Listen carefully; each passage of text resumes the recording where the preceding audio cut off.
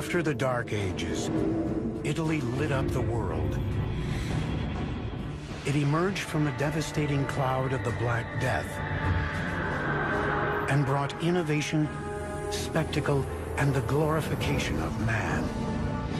It was an explosion of new ideas from some of the greatest minds of all time. Filippo Brunelleschi was the ingenio, the ingenious man. It produced some of the greatest works of architecture, art, and engineering the world has ever known. The enterprise of Renaissance engineering is recovering this ancient knowledge. I don't think that any other period in the history of Western civilization can brag to having produced so much genius. But achieving such genius was a struggle, as builders battled unprecedented natural disaster, church dogma, and each other. And the Italian peninsula becomes the cockpit, the fighting point. This was the age of architects, and it created a bold new sense that nothing was impossible.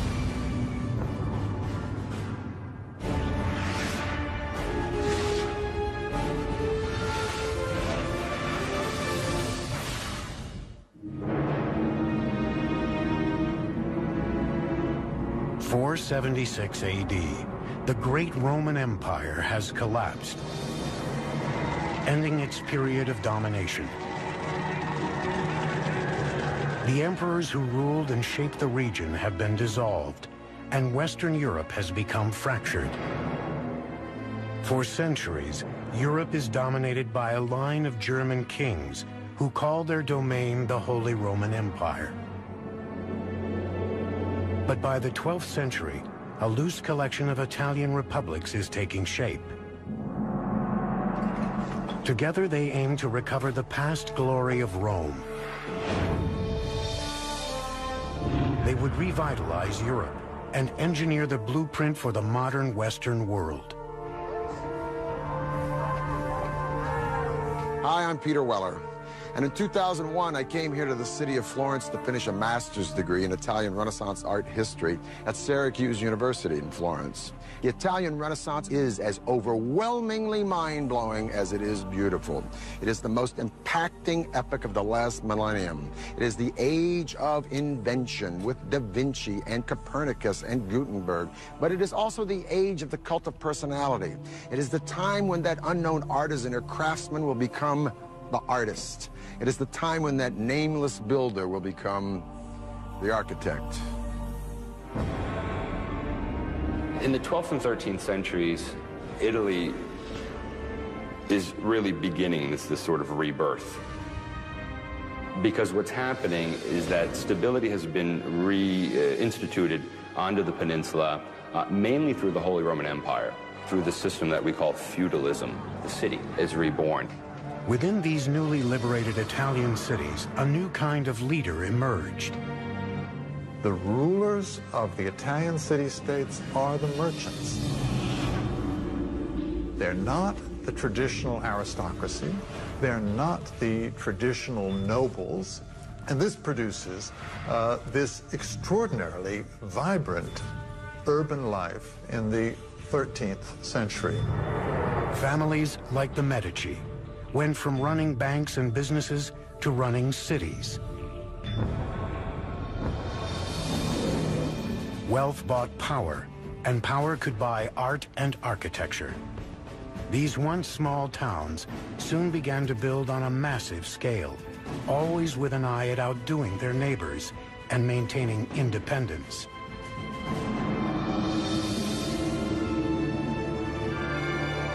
The foundation for the Renaissance is the city. Everything that happens in the Renaissance, from art, architecture, engineering, literature, all the things that go on depend upon the city. One ambitious city seeking power in this new age was a growing republic situated along an important trade route between France and Rome. Its name was Siena. I come here to the Piazza del Campo once a year to witness that medieval harangue on horseback around here called Palio. 3 times around this Campo, 90 seconds of speed and violence on bareback horses. When the horses run, they pass this magnificent 15th century sculpted fountain called the Fonte Gaia by Jacopo della Quercia. Now today, when we turn on a tap, we just take it for granted that H2O is going to come out.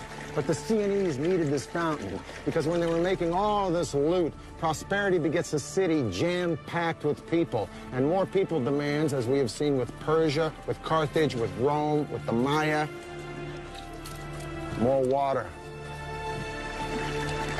But providing sufficient water for this city would prove to be a massive challenge. Siena doesn't have a river very close, so they had to find this water somewhere else.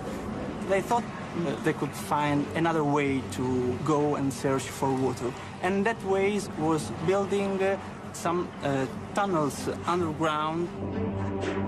By digging a network of underground tunnels called bottini, the workers could tap into small natural springs and groundwater that surrounded Siena.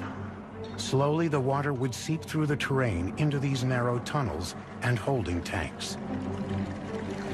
But excavating these bottini was no easy task.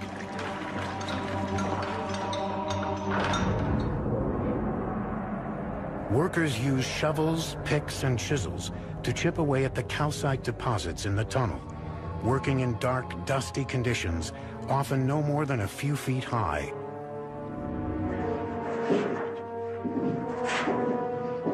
A bottino like this one would sometimes run for miles and miles, so the engineers had to know just where in the heck they were going. So every so often they dug a hole up to the surface, and these holes were called occhi, or eyes. It would give the engineer a sense of where the direction of the bottino would be, and if they were wrong, they could redirect the bottino.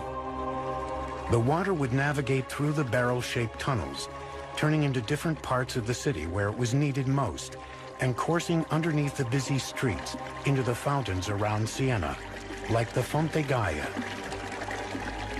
Now these channels had to be pitched at an angle ever so slight, imperceptible to the naked eye, less than 1 degree, because if the water flowed too steeply, it would overwhelm the system. So to keep this from happening, the engineers used an instrument called an archipendolo. It's nothing but a pendulum. It's a stick with a string and a weighted ball or stone at the end. No matter how much you pitch the stick, the string will always remain vertical, giving you a vertical line in a relationship to the tilt of the horizontal stick. In this way, the water would flow quietly and evenly into Siena and fill up the Fonte Gaia. By the year 1345, more than 10 miles of tunnels were functioning underneath bustling Siena. As a result, Siena continued to grow and prosper. More water brought more people to the boomtown. More people to the boomtown, more turf is needed. Pretty soon, Siena controls most of southern Tuscany. Now, this prosperity and this land encroachment, if you will, would seriously become the burr in the saddle to one of its neighbors.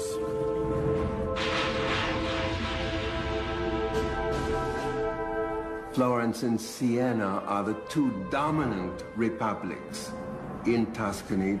It was a rivalry on all levels: economic, political, artistically. And in the 13th century, the city-state of Siena, in all three of these categories, was probably Florence's superior. The two republics would go head-to-head until Siena delivered a crushing blow at the Battle of Monteperti in 1260. Siena fights Florence. And to put it bluntly, Siena kicks ass. Florence goes home in humiliation and defeat. But guess what? That ain't gonna be for long. The hydraulic engineering that made Siena the place to be couldn't sustain it through one of the greatest natural disasters the world had ever seen. In 1347, the Black Death struck. And according to the eminent humanist writer Giovanni Boccaccio, who witnessed the Black Death, the disease killed so fast that you could lunch with your friends and dine with your ancestors in heaven. One conservative estimate is that Siena lost over 60% of its population in a matter of months. One thing is for certain: after the Black Death, Siena would never be a major player again on the stage of early modern Italy. that singular event probably marks the end of Sienna's role on a kind of international scene, and it also marks the beginning of Florence's rise to power. The city of Siena was shattered. It would leave the door wide open for its arch-rival, Florence, to step into the void and engineer its own rise to power and glory, culminating in one of the most magnificent monuments of the modern era, a structure no one thought could ever be built. Siena's Bottini system was functioning as the city's primary water source until 1914. In the 13th and 14th centuries, cities are the power centers of Italy. But Florence is in a class by itself. The ruling elite is thriving, with money to burn. Man and his unlimited potential are taking center stage. It's a revolutionary idea called humanism. Humanism, quite simply, is an interest in the ancient world. In Italy, all you had to do was look around at the ancient ruins and understand how great man had been in the ancient world. It was all there. If we could imitate that building, if we could take the principles of that building and apply it to our buildings, then we'd have something really remarkable. But when the Black Death struck Europe in 1347, Florence was not immune. Practically half the city's population was wiped out. It would take the region more than half a century to recover. But it would be a recovery like no other the world had ever seen. It was called the Renaissance, which means literally rebirth or revival.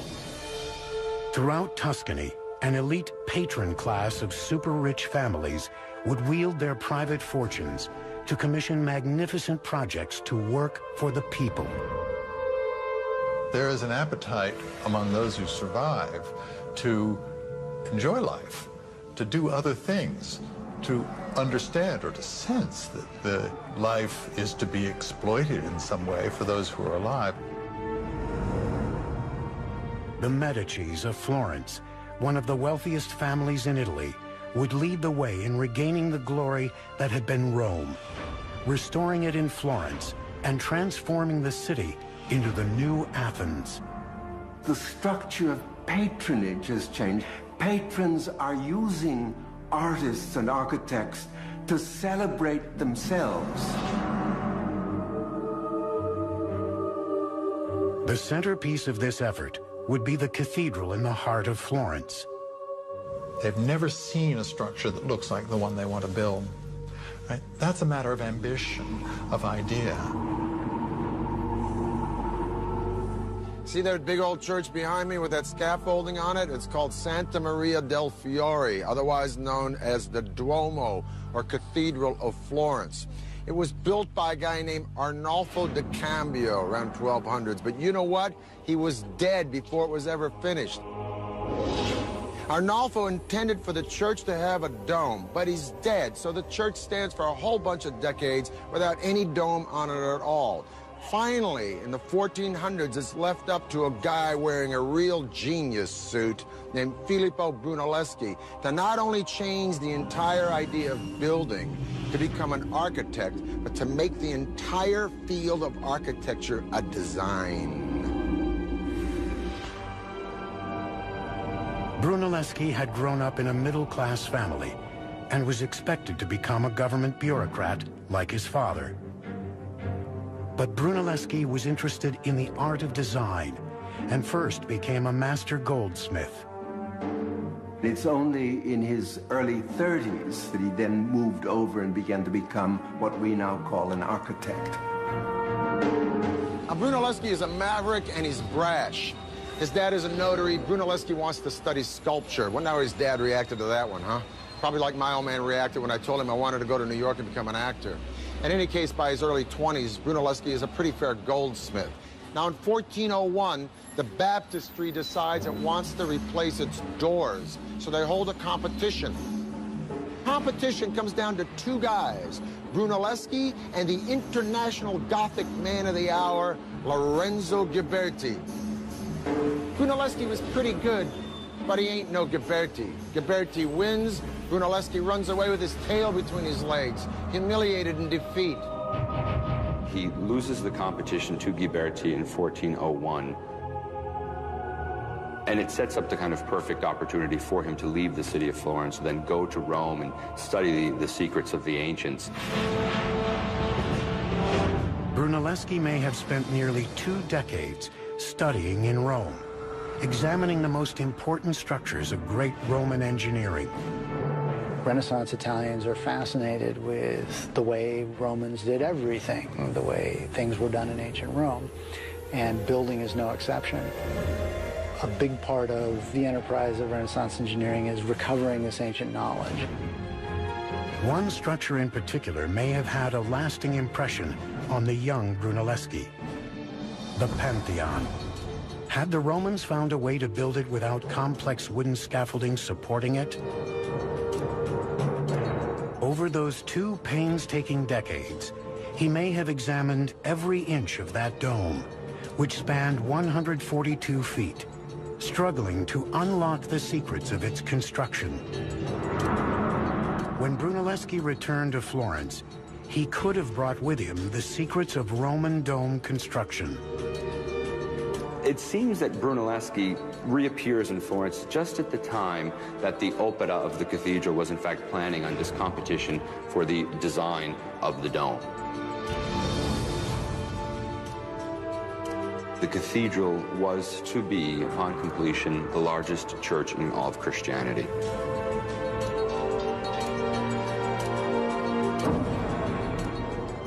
It would be one of the greatest construction challenges Italy had ever seen. They were building it large to sort of show the world exactly how important this city was on all levels. The problem is that they were setting themselves up for a big fall. Unlike the other architects, Brunelleschi boldly proposed a method that would earn him ridicule. He designed a dome without the traditional use of flying buttresses, wooden supports, and internal scaffolding. General public opinion was that Brunelleschi had gone very simply mad. They also began to realize that no one else seems to have any clearer picture of how to pull this thing off, and so they began gradually sort of heed his words. Brunelleschi managed to win over the judges with his unique design, but much to his dismay, the commission would come with one infuriating stipulation. It seems that fate would rear its ugly head because he would have to share that role with his nemesis, Lorenzo Ghiberti. With many convinced his design would never work, Brunelleschi would not only have to design his great dome, he would have to engineer his rival's defeat as well. On August 7th, 1420, with Brunelleschi hovering over every detail, construction of the Great Dome finally began. What Brunelleschi decides to do is to construct not one dome, but 2. Okay? A dome within a dome. When standing inside the cathedral, people would be able to take in the beautifully decorated internal dome. But from the outside, the second dome would have a more functional purpose. He would use that second shell to protect the inner dome from rain, but at the same time to make the entire structure look more gonfia et magnifica, more swollen and magnificent. To give the shells a structural foundation, marble ribs would be installed for every angle of the octagonal dome. Then, rows of arches would be built to intersect the ribs at 90-degree angles. But Brunelleschi faced one enormous logistical problem: finding a way to lift several tons of material up to heights of more than 200 feet. And so Brunelleschi devises something we call the ox hoist. Oxen yoked to a tiller turned a vertical shaft to raise or lower the hoist. The stroke of genius was a screw that changed gears from forward to reverse and the direction from up or down. This meant the oxen didn't need to be taken out of the harness and spun around. They could keep walking in the same direction to both raise and lower the hoist, a saving of literally hours every day. By the end of the project, it would lift an estimated 70 million pounds. But the material that had been so carefully lifted still had to be moved laterally and then perfectly placed hundreds of feet in the air. To accomplish this seemingly impossible feat, Brunelleschi designed a second entirely new kind of hoist called a castello. The castello was a crane that they used to move weights horizontally. Perched high on the cupola and resembling a gallows, it used a crossbeam and counterweight system, allowing builders to place material with millimetrical precision. These are the machines that he was introducing, and these are the machines that made it possible for such a dome to have been built. But all of this creative thinking still didn't solve the fundamental challenge of constructing such an expansive dome with no internal support. Brunelleschi would still need to figure out how to prevent it from collapsing. It would demand his greatest leap of imagination yet, combined with a lot of hardcore calculation.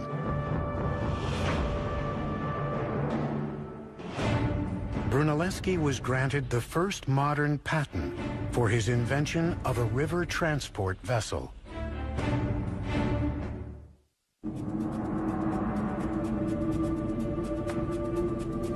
1420, Florence, Italy. The visionary architect and engineer, Filippo Brunelleschi, has been commissioned to construct the most magnificent dome in the world, the cupola at Santa Maria del Fiore. But first, he will need to prevent it from crumbling to the ground without supports. Now, it's one thing to invent a clutch and a flywheel, and you got the donkey only going in one direction, saves a lot of time, and then you invent a crane, it brings the stuff up high. But the more important question is, I'm standing on top of this dome, and how did Brunelleschi keep this sucker from caving in? He would have to find a way to keep the bricks in place and support the bed joints of the masonry. The solution? An ingenious bricklaying technique that relied on careful angles, placement, and friction. Brunelleschi comes up with this invention, if you will, from Rome, which they use decoratively, but we don't know that they used it functionally, of herringbone bricks. You have a short brick here that's sort of bookended by two long bricks, and subsequently you have weight coming down, then weight coming down, and then weight coming across, and then weight coming down, and then weight coming across. The whole point of this is that a herringbone pattern will displace the weight out and down instead of just directly down where you might have a collapse of your dome. To solve the opposite problem of bricks bursting outward, Brunelleschi laid a set of chains horizontally around the octagonal circumference of the dome. They were going to construct these so-called catene, or these horizontal chains that were intended to maintain the hoop stress or the lateral thrust of the dome. 5 chains were to be interlocked at regular intervals to support the dome and serve as invisible buttressing. All this time, Brunelleschi was forced to supervise the project with his co-engineer and rival, Ghiberti. Now, with material for the placement of the chains pouring in, he would seize the opportunity to move Ghiberti out.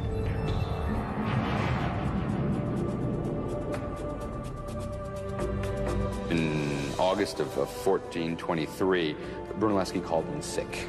Ghiberti rather reluctantly then begins the direction of the placement of these wooden chains. And as soon as Brunelleschi heard that the process had begun, he miraculously recovers, inspects the quality of Ghiberti's work, and criticizes it publicly, saying they would have to undo everything he had done. With Ghiberti sufficiently humiliated, Brunelleschi was declared the head of the project for life. On August 30th, 1436, after 16 years of construction, the largest masonry dome in the world was completed. But Brunelleschi's career was far from over. Even before the completion of the Duomo, he had been experimenting with perspective and mathematical proportions. Although his structures appeared simple, and straightforward in design, there were spatial games being played with the lines of buildings. And one of Brunelleschi's greatest innovations was a concept that is still a cornerstone of engineering today: single-point perspective. By looking at this 8-sided baptistry and the other buildings surrounding it, Brunelleschi realized if he placed 3-dimensional buildings on a 2-dimensional plane, they would disappear at a finite point, called the vanishing point. This idea that the apparent size of an object would decrease with increasing distance from the eye would transform the entire landscape for artists and architects around the world, allowing the concept of the blueprint to emerge. What it does in architecture is change the game all the way through Frank Lloyd Wright and to Frank Gehry today. Because architecture is no more just building. It isn't figuring it out in the dirt and saying, hey, if this wall is that long, we got to make the spire that high. Now they can deduce it and put it on paper. It's no longer the builder who's in control, it's the architect. Before Brunelleschi, most projects were based on approximate models.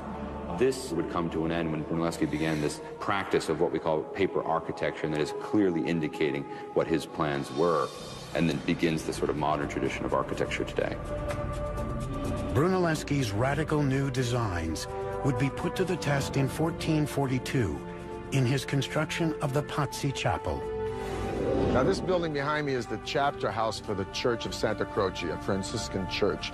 It's called the Pazzi Chapel. I'm going to talk to a man I'm a little nervous talking to. He's one of my own professors from Syracuse University, Dr. Rab Hatfield, and he's going to explain why this chapel is distinct from what Brunelleschi was doing before this. Let's go look on the inside. Let's go see them. It's all about relationships.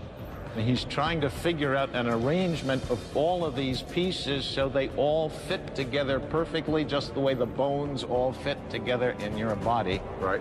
Your Renaissance architect, thanks to the invention of scientific perspective, where they learn how to represent space, and it's Brunelleschi who invents this, learn to see things in 3D, learn to imagine things in 3D. Rather than flying by the seat of your pants, you start with a concept and you follow the concept to its fruition in perfection. And I think you get a very good sense of that. Yeah. I mean, that's spatial magic. Brunelleschi's innovations in design and construction techniques would be emulated by architects for centuries. But a new era was dawning in the age of architects. Neighboring powers rekindled old rivalries. And artists who had turned into architects and engineers would now be drafted into a new kind of public service. Now they'd turn their creative thinking to the art of war. Brunelleschi used more than 4 million bricks in the construction of the dome.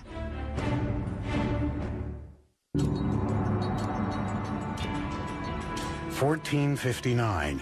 Filippo Brunelleschi has become the father of Renaissance architecture, making Florence a mecca for innovations in design and construction.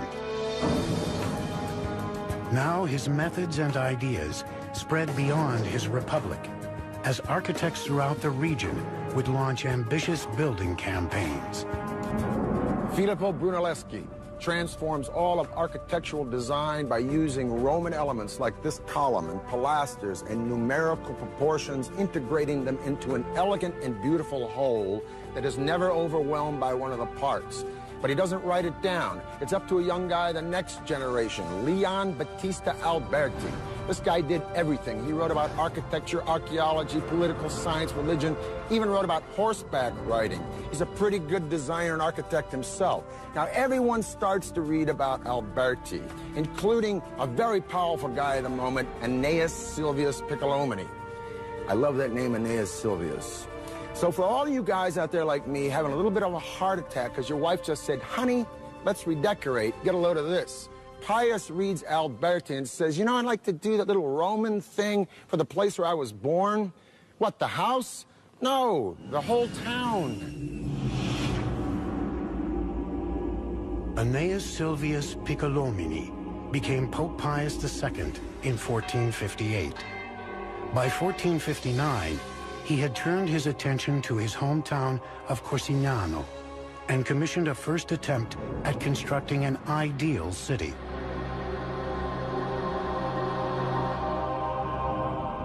This is the Tuscan town of Pienza. And this is my friend and a guy who taught me, Rocky Ruggiero from Syracuse University. I want to ask you first, is this the first real Renaissance town that's planned as such? To come to this backwater town where, you know, population is a couple of hundred people, it kind of gives Pius free rein. So what he does is to create this rather imposing cathedral. And it's that first impression that you get. And then around this particular structure, he will organize all of the other various archetypes. If this piazza is so perfectly planned with its perfect bishop's palace and its cathedral, why are these streets always crooked? I come up here, I don't know where I'm going. This is actually done intentionally.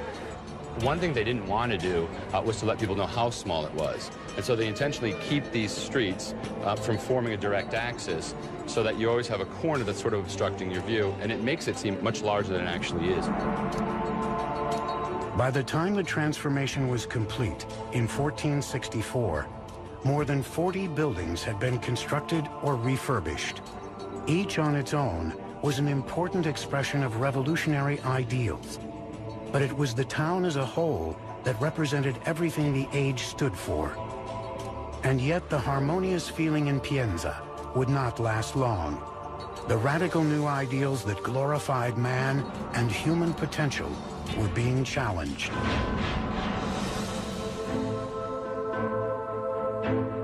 Here is 1492. Not only has Columbus discovered America, but Lorenzo the Magnificent de' Medici, the great patron of the arts in Florence, is dead. But a lot of Florence is sick of the Medicis and their cronyism, and they want the Medici kids run out of town. Plus, they've been listening to the sermons of a small Dominican friar named Girolamo Savonarola, who preaches from the pulpit in the Duomo, railing against corruption in both church and state. He advocates a return to a Florentine republic and civic pride and values through piety. Savonarola warns that if Florence doesn't get its house in order, the winds of God's vengeance will blow through the city, and indeed an evil wind is ready to roll all the way through Italy in the form of Charles VIII of France, who wants to reclaim Naples in the name of his country and threatens to sack any Italian town who stands in his way. Savonarola begins to predict an invasion of some sort. And when it finally comes, he's able to say, you see, I predicted this, I foretold it. He's able to kind of pass himself off as a prophet almost in the Old Testament mode. This crusading friar's vision of invasion would come true. In 1494, Charles VIII, King of France, stood poised on the Tuscan border, ready to march through Italy with his army. Still made up of smaller republics that were feuding among themselves, Italy was ripe for takeover.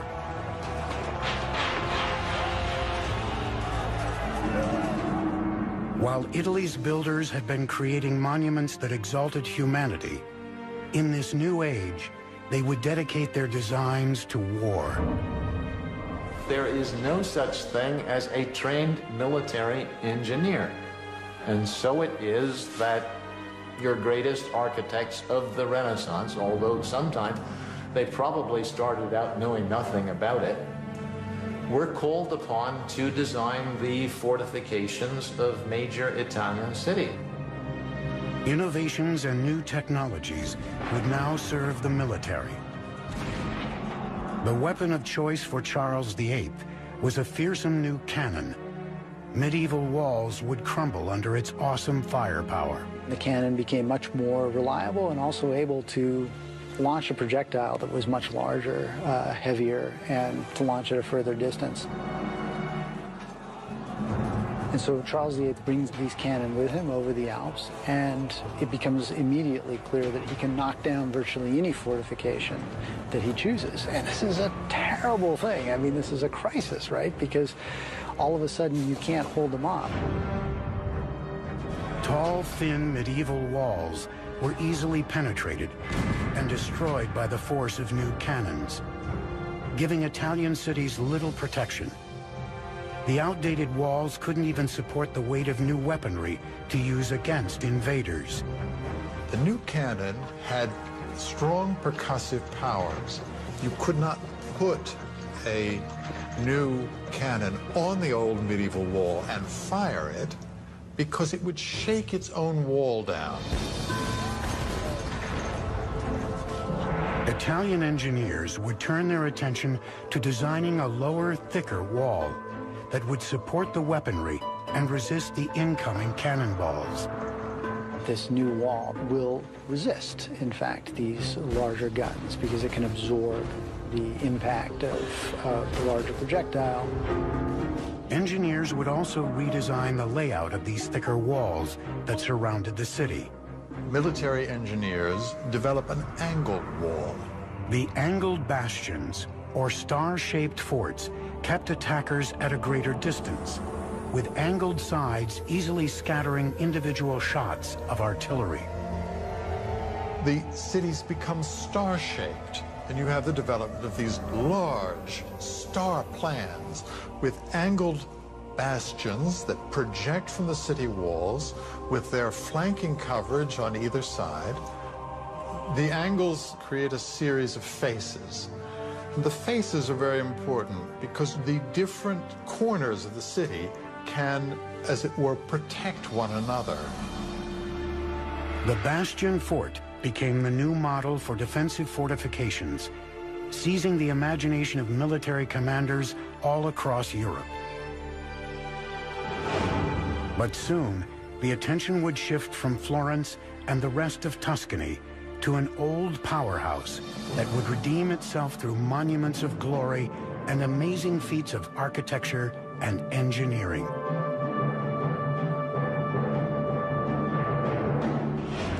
Da Vinci and Michelangelo, while best known for their works of art, also worked as military engineers during the Renaissance. 15th century Italy. Florence has become the center for the Renaissance, bringing new ideas about architecture, art, and engineering to the region. But Florence would soon cede the limelight back to a former powerhouse, now on the rise again. Italy's center of power and glory would now return to the city that conquered the world, Rome. In the early 1300s, there's a big beef in Rome about who exactly is Pope. So the rightful Pope supposedly goes off to France.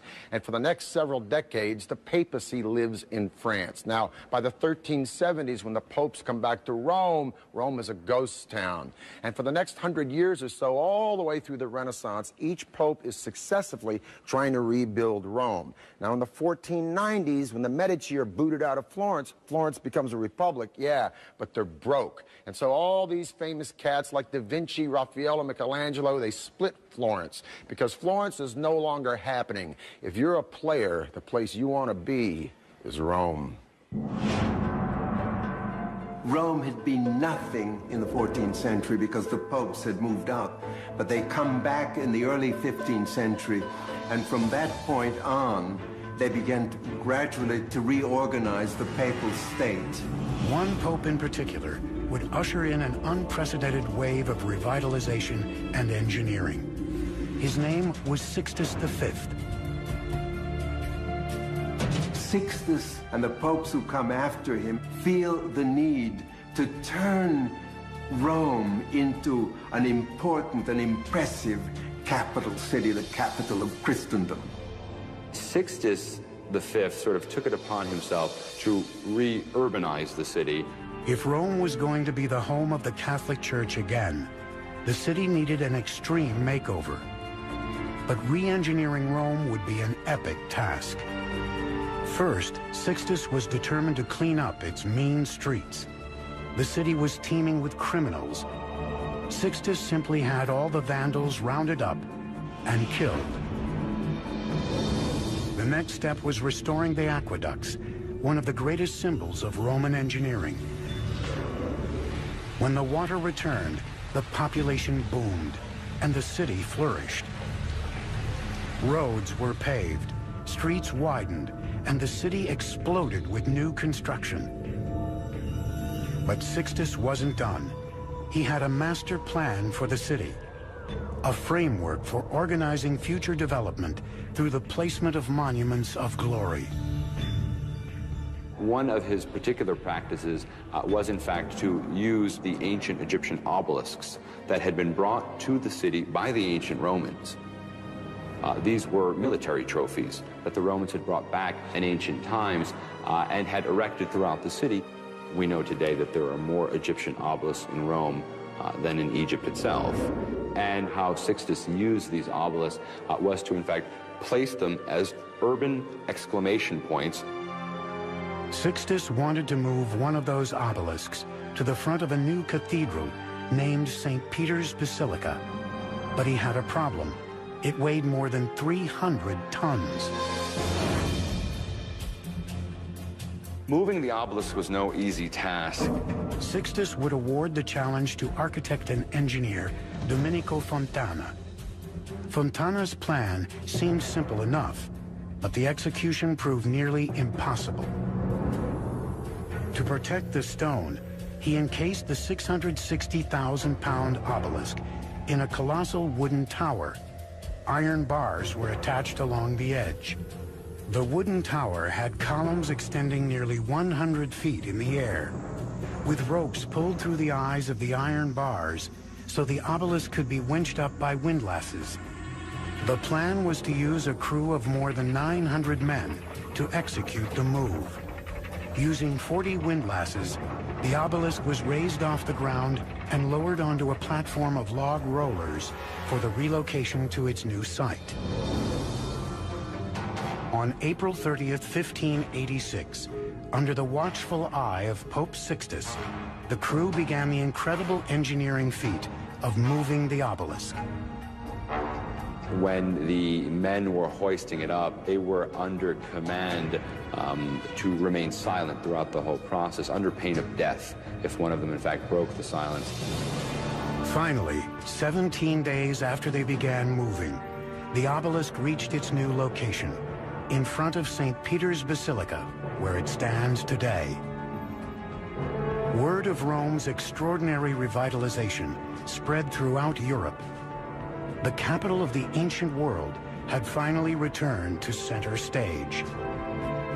And the age of architects that had begun in Florence had now transformed Rome and the rest of Europe. Artists of all sorts could create such beauty, such wondrous works of art on the scale of St. Peter's Basilica, like the obelisks that were erected throughout the city of Rome, like the dome of the cathedral in the city of Florence. It gave the human significance again, and it gave us a bit of an attitude as well, that we are, again, the center of all things. And many people think it is with the Renaissance that modern culture actually begins.